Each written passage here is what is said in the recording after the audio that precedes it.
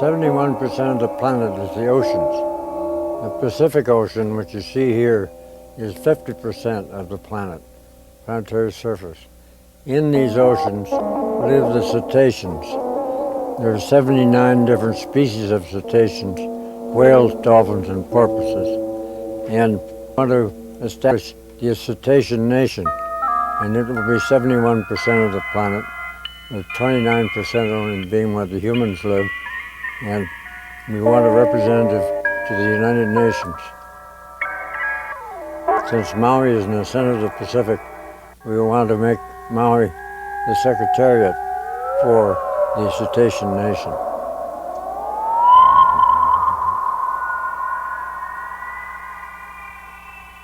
The big mystery is why the brain and the body enlarge together. The sperm whale has the largest brain on the planet, of 10,000 grams compared to our 1,500 grams. So there's a 6-to-1 ratio in the brain size. We should know more about what the sperm whales talk about. We know that they're very careful with one another and that they do not hurt us. In fact, the larger brained animals in the sea don't hurt one another or us, and we don't quite know why. The brains of the cetaceans and of us are comparative size. On the left is our brain, on the right is the dolphin brain. Those other small mammals have brains below: the monkey, the cat, and the dog. Suddenly the lookout said whale, and then we came up beside this 60-foot whale that was a mother, and a baby was there, and she zapped me. And in 20 minutes, we exchanged so much information I couldn't remember any of it. Now let's look at some dolphins.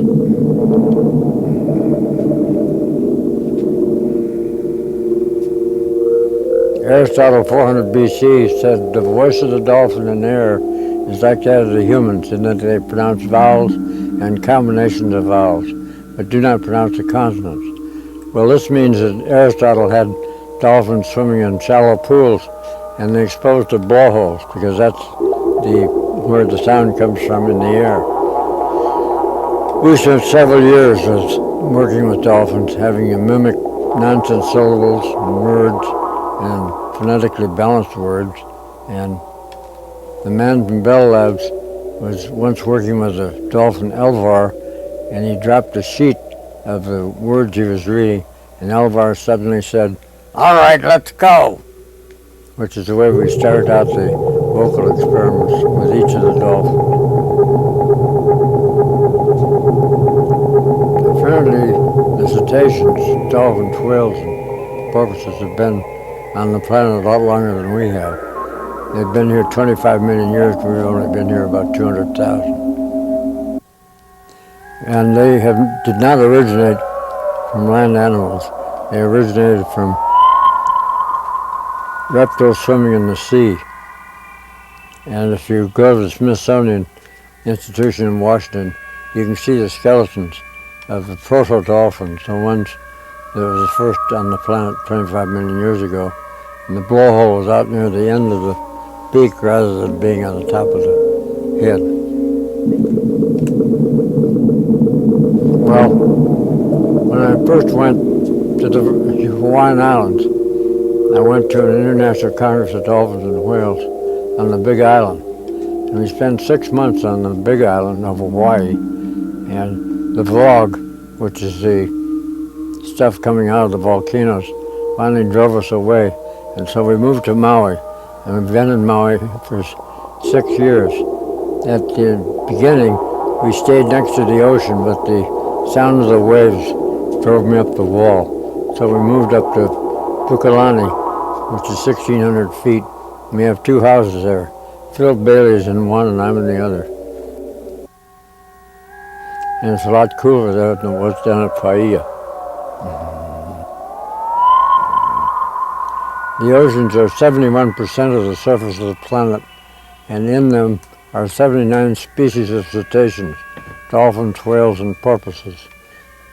They really run the planet, and we don't know if they have coincidence control with the Earth Coincidence Control Office, but I suspect that they do, because none of them ever hurt a human.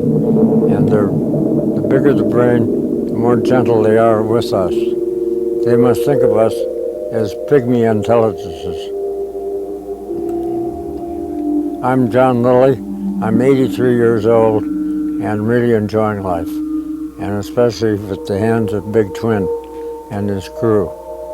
Thank you very much. I've enjoyed this exposure, and I hope to see the whole thing when you finish it.